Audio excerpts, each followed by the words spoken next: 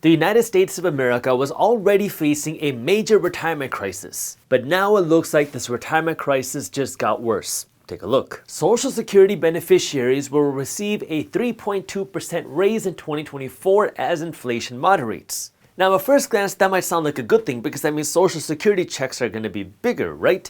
But let's dig a little bit deeper. Let me read you the first line of a Barron's article. This is from October 12th, 2023, and the first line reads, Social Security benefits will rise by 3.2% in 2024. If we move to the second paragraph, it reads that consumer prices climbed 3.7% year over year in September. You remember that really popular meme that went, when your boss gives you a 3% raise while inflation is at 4%, 5%?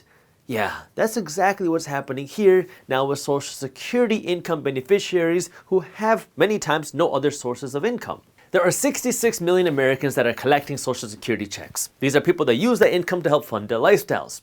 Now, the way that Social Security raises work is that the raise that you get next year is based off of the inflation that you see the previous year. That means it's kind of a delayed raise. And so now, if you don't have another source of income, which is what a lot of people who rely on Social Security don't have, they don't have another source of income, well, that means the raise that you're getting in the future is based off of previous price increases, while the prices of things keep rising even faster, not to mention the fact that the raise that many Americans will be getting isn't keeping up with the cost of living growth. In plain English, what that means is that next year, Social Security beneficiaries will be getting more dollars, but those more dollars will be able to buy less stuff than what they could buy this year and the year before. I'll show you. This is a chart showing the reported price increases between September 2022 and September 2023. And what you see is that food prices grew by 3.7%. Food away from home, aka restaurant prices for food, grew by 6%. Then if you scroll down a little bit, your car insurance grew by 18.9%. Sporting event admission grew by 18.9%. Your car repair prices grew by 14.9%. Legal fees, 12.4%. Non-prescription drugs, 8.4%. Men's pants and shorts, 8.1%. Hotels and motels, 8%, and on and on and on. That means over the course of the last year, the prices of things have grown this quickly. And over the course of the next year, while prices of things continue to go even higher, Social Security beneficiaries will get a raise of this much. That means the prices of things have grown faster than people's incomes, and next year you can expect the prices of things to continue going even higher. And that means now if you are a fixed income earner, meaning if you rely on Social Security like many Americans do, millions of Americans do that, well, that means the income that you're going to be getting won't be able to keep up with the growing price of things, which means the money you make next year, even though your check is bigger, won't be able to buy you the same amount of stuff as you could buy the previous year. This is where I want you to understand two things. Number one, if you are not at retirement age right now, if you're not collecting Social Security checks, let this be a wake-up call for you to start building your financial education right now, that we don't rely on your Social Security income to be able to live your life the way you want. And number two, if you are older and you're relying on Social Security checks, you might need to look for alternative sources of income that way you can keep funding a lifestyle and living the way that you want. You might have heard people talking about how Social Security is drying up. And what that means is every time you go to work and get paid, you and your boss are contributing some money from that paycheck to the Social Security fund managed by the United States government. Well, what has happened over the years is, number one, people are living longer, and we've seen these increases in Social Security payments, which means now more money is leaving the Social Security fund than that is coming in. And that's where now people are predicting that eventually, if the Social Security fund keeps going like this, where more money is going out than money is coming in, this fund will run out of money. Now, practically speaking, will this fund run out of money? Probably not, because the government can work with the Federal Reserve Bank to essentially print money and keep funding the Social Security fund, or they can just raise their taxes. But if things continue the way that they were, the Social Security fund would dry up. And this is where now I want you to understand what that means. Because if the government will now need more money to continue funding these Social Security checks, that means either A, you're going to make less money because more of your money is going to be going to Social Security, funding somebody else's retirement, not your retirement, or B, that means the government will have to work to print more money to keep funding the Social Security checks. Now, there's one little problem with that, and the problem with that is, what's the consequence of printing money? Now, we saw a whole bunch of money printing happen in 2020, 2021, even into 2022, and the consequence of all that was inflation. Now, if you start to think about how all this stuff plays out, you can see why this is such a big issue. Because the inflation that we're seeing right now is causing the price of things to rise. And because the prices of things are rising so fast, Social Security incomes are having to rise faster. However, what we're seeing happen right now is that the prices of things are rising faster than Social Security incomes. So now, if the government had to go and print more money to fund bigger Social Security checks, that means, yay, you get a bigger Social Security check. However, inflation has been exceeding the growth of Social Security checks. So you get a bigger Social Security check, but then inflation goes even faster. And that can create this very vicious cycle where now, how do people continue to fund their lifestyles if they keep relying on government spending to fund their lifestyles? And this is where your financial education becomes so important, to start planning your own money and your own wealth. That way you can live your life the way you want without having to really stress about what the government is doing as much.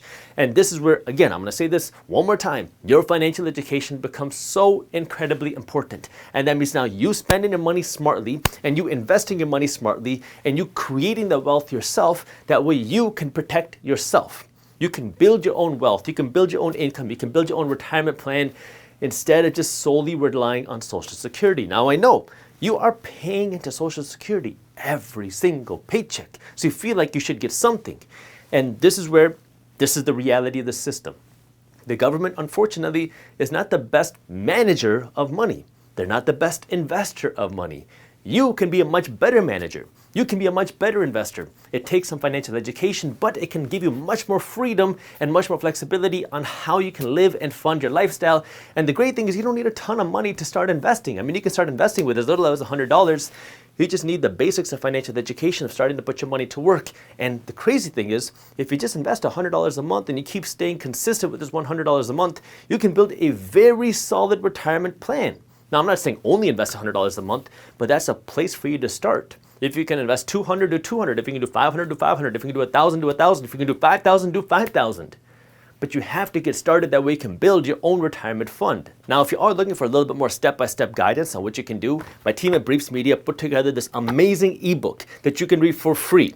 It's titled How to Build Wealth as an Investor, and it starts from the basics of how do you build the mindset of an investor, to how do you save your first couple $1,000s, to then how do you start investing your money, how do you start generating cash flow, what are the different types of investments that you can make, to how do you spend your money smartly, to how do you earn more money smartly, to how do you then protect your assets. There is a ton of value in this ebook, and you can read this ebook for free.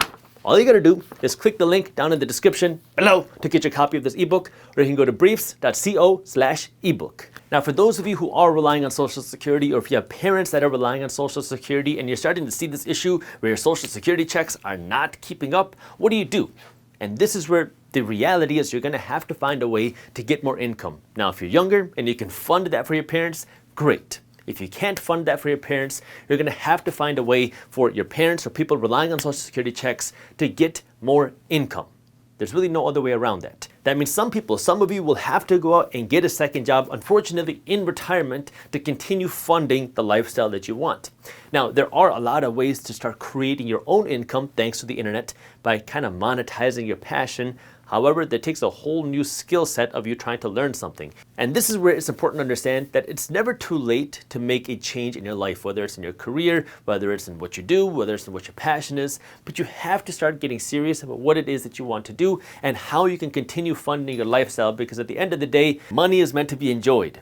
But you can't enjoy the money if you don't have any money to enjoy. And so you're going to have to find a way to get more of that money. And that's why, again, the most important thing is for you to be proactive and to understand what's happening. We have a major retirement crisis happening right now. We have yet to see the full impacts of that. We have yet to see the consequences of that. We have millions of people entering retirement with little to no money saved at all for retirement, that are going to be dependent 100% on Social Security checks. And what we have been seeing is that Social Security checks are not rising fast enough to keep up with the reported inflation.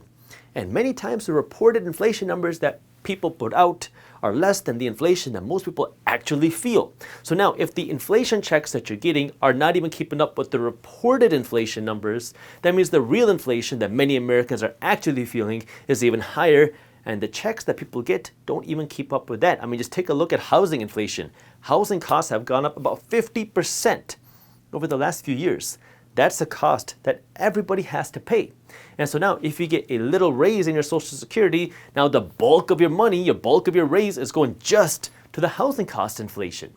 Not to mention you still have to pay for groceries, which is rising faster than the raise that you get. Not to mention you might have to pay for things like medication, which is also rising faster than the price of the reported growth in Social Security. Now, when you have these required payments that you have to make, which are growing faster than the income that you're receiving, that means you have less and less money year after year after year to be able to live your life the way that you want. And this is where it is so important that if you are not at retirement age, to understand this, see what's happening, use it as a wake-up call, and change what you're doing with the money today. Because a lot of people live this YOLO lifestyle. Oh, I'll worry about retirement later. Oh, I'll worry about investments later. And yeah, I get it. You don't have to worry about necessarily retirement. I'm not a huge fan of retirement planning, but you got to plan for financial freedom. Because I think the whole concept of retirement is stupid. This whole idea that you're going to work a job that you hate just so you can ultimately quit and do nothing, it doesn't make any sense. Why would you want to stop working? Why would you want to stop doing something? And the reason why most people like this idea of retirement is because they hate their job. You hate the career, so you want to stop doing that and start enjoying life. And this is where I would prefer you to do something like lifestyle design, which is start figuring out what it is that you enjoy doing. That way you can live a life with much more purpose and passion, do something that you enjoy. And there are so many ways to monetize your passion. Yeah, it requires more work, but if you enjoy doing it, it's not going to feel like work. And this is where it requires you now to start putting in the effort to start looking for what are other ways that I can make money? What are other ways that I can put my money to work? Because the reality is you have to invest your money. You have to own assets. That is where wealth is built in this economic system. You can hate the system. I don't really care. Either does your bank account. But at the end of the day, you got to pay your bills. So if you hate the system, it doesn't do anything to help you pay your bills. So you might as well get financially educated, work to own the assets, because that's going to allow you to pay your bills and live your life the way you want, and understand how you can live your life with purpose. That way you don't have to just keep relying on the government, because the reality is the government is not the best manager of money. And when you rely on the government to pay your bills, well, you will always be subservient to them. And that's not the life that anybody wants to live. The United States is on the verge of a bond crisis that most people are completely ignoring. Take a look. Bond prices are inversely correlated with interest rates. That means as interest rates go up, bond prices go down. And over the last 18 months, we've seen interest rates go higher and higher and higher. The side effect of these higher interest rates are that bond prices